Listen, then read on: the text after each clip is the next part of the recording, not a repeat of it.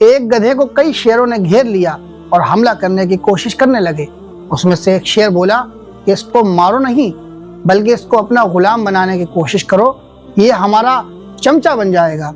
ایسا کہہ کر کئی شیروں نے صلاح کری اور اس کو چھوڑ دیا اور اس کو کچھ کھلایا پلایا، اچھے سے رکھا اور اس کا بھروسہ جیت لیا۔ کچھ دنوں بعد گدھا جب اپنے جھنڈ میں گدھوں کے پاس پہنچا تو وہ گدھا نہیں رہا بلکہ اس کے پیچھے شیروں کی طاقت تھی۔ وہ گدھوں کے سامنے شیر بن کر گیا تھا۔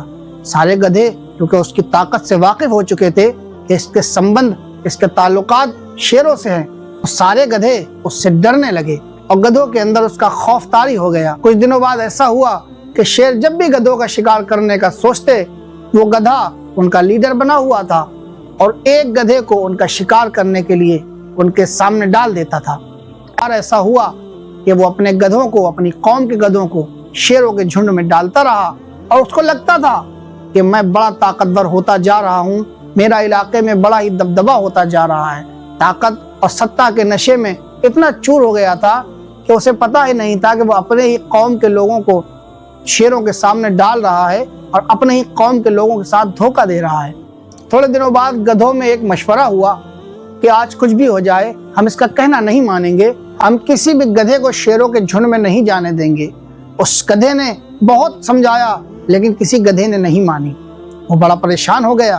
جب شیر اپنا شکار کرنے کے لیے آئے تو اس گدھے نے ان شیروں سے کہا کہ کوئی بھی گدھا اب میری بات ماننے کو تیار نہیں ہے، اس لیے آپ کو بھوکا ہی رہنا پڑے گا۔ تو اس میں سے ایک شیر مسکرایا اور بولا کہ میاں اب تم ہمارے کسی کام کے نہیں رہے، ابھی تک تو ہم تمہیں اس لیے چیلا بنا کے رکھے تھے کیونکہ تم ہماری مدد کر رہے تھے، اب کوئی تمہاری قوم میں تمہارا ساتھ نہیں دے رہا ہے تو آج ہمارا بھوجن تم بنو گے۔ ان لوگوں نے اس پر جھپٹ مار کر اس کا قصہ تمام کر دیا۔ اسی طریقے کے آج ہمارے یہاں بھی کئی ایسے گدھے ہیں جو اپنی قوم کو برباد کر دیتے ہیں، ان کو دیمک کی طرح چاٹ جاتے ہیں اور ان کو لگتا ہے کہ میری طاقت بڑھ رہی ہے اور میں بڑا ہی طاقتور ہوتا جا رہا ہوں، زمانے میں میرا دبدبا بڑھتا جا رہا ہے، لیکن ایسا ہوتا نہیں ہے۔